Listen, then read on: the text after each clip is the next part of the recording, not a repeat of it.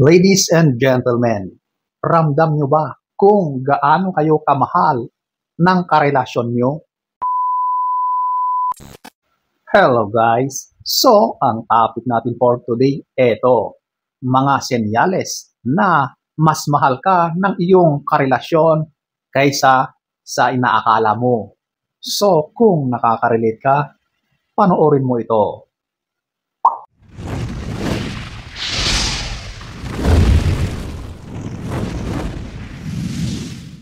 So, eto, ating alamin. Number 1, eto yung they love you unconditionally.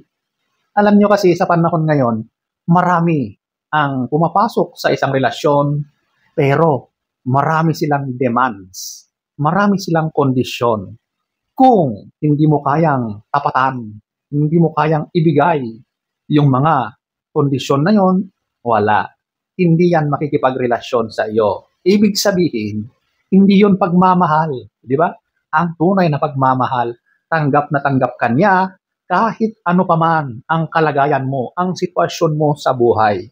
So, yung ipinapakita ng partner mo na hindi siya nagbibigay ng ano pa mang mga kondisyon, mga dapat mong patunayan sa buhay mo, mahal na mahal ka niyan.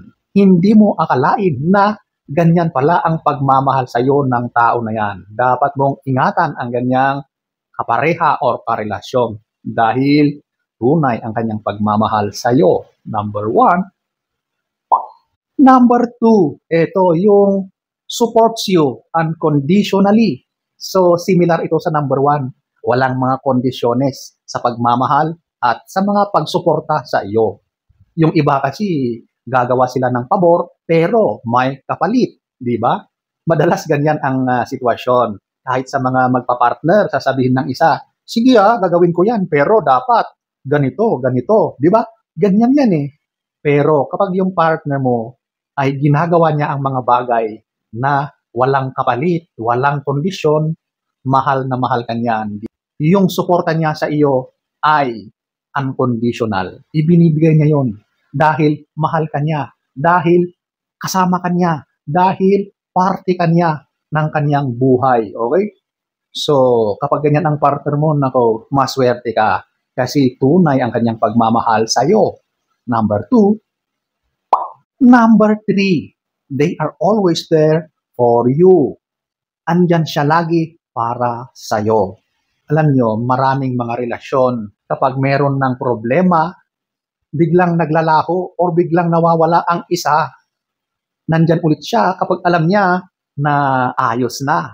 Ibig sabihin, nandyan lang siya kapag masaya, kapag sagana, kapag maraming pera. Pero kapag meron ng problema, kapag may problema na sa usaping pinansyal, nagkakagipitan na, nawawala na yan, naglalaho na yan. At babalik na lang ulit yan kapag nakikita niya na sagana ulit, marangya, masaya ulit.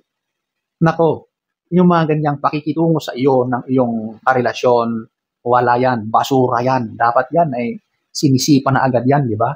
Pero kapag nandyan siya sa panahon ng pagipitan, sa panahon ng wala, ibig sabihin, yan ay sign na mahal ka niyan.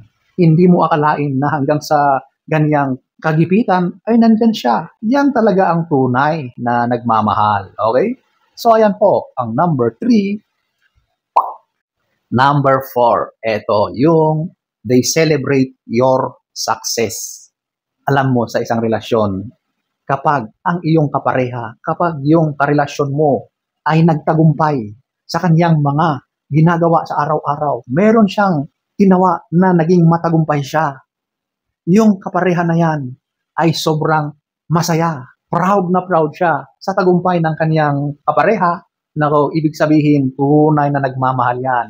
Hindi na siya makapag-antay na i-celebrate ang moment na yan, yung tagumpay mo sa iyong buhay bilang kanyang partner, okay? So, dyan mo makita kung gaano ka kahalaga at kamahal ng partner na yan, okay? Mga signs yan na hindi mo sukat akalain na ganyan ka pala kamahal ng iyong karelasyon, di ba? Dahil sa mga ganyang celebrations, sa iyong mga tagumpay sa iyong career, sa iyong buhay, nandyan siya, full support, at talagang ipinagmamalaki ka niya. Okay? Number 4. Number 5, eto, yung they do things they don't enjoy because of you. Grabe ano? Pero, ganyan talaga ang tao na nagmamahal. Hindi na niya iniisip yung para sa kanya. Ang sa kanya ay maipakita niya sa iyo, maiparamdam niya yung kanyang pagmamahal sa iyo sa pamamagitan ng pag-appreciate niya sa mga gusto mo sa buhay, okay? Napapansin mo ba na sa loob pa lang ng pamamahay, sa mga pinapanood natin araw-araw sa TV, yung partner mo, iba ang mga gusto niyang pinapanood at iba rin sa iyo. Pero napapansin mo na yung pinapanood mo ay hindi siya kumukontra. Kasi kahit hindi niya gusto yung pinapanood niya, ayaw niya na masaktan ka.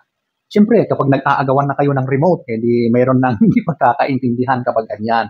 Basta nakikita niya na nag-e-enjoy ka sa mga pinapanood mo, happy ka, doon na siya nagiging masaya.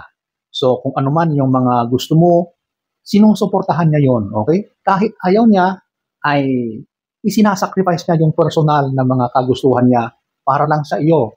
Hindi mo akalain na ganyan ka pala kamahal ng iyong karelasyon, di ba? So, ayan po, ang number 5. Number 6, they show vulnerability around you. Ito yung pagkakataon na ang karelasyon mo ay nagpapakita ng kahinaan kapag magkasama kayo, okay?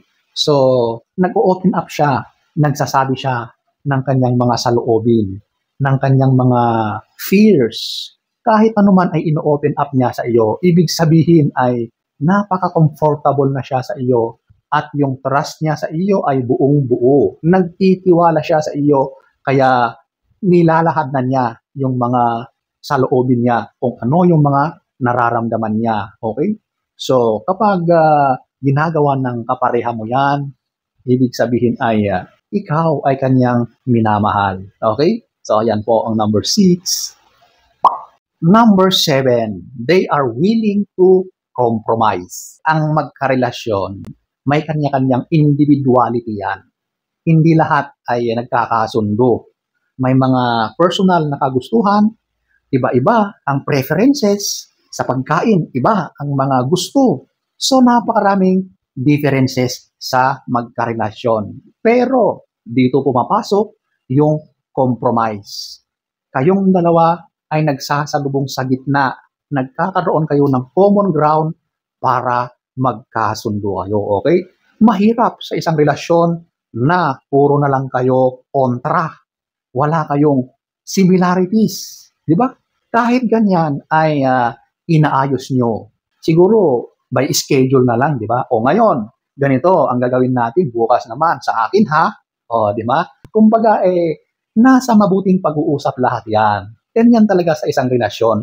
Walang perfect relationship, pero kapag you work it out, siguradong magkakasundo kayo. Okay? So, ayan po ang number 7. So, ayan po ang mga signs na mahal ka ng iyong partner kaysa sa inaakala mo. Sana ay nagustuhan niyo ang ating topic for today. Next story time. Don't forget to subscribe.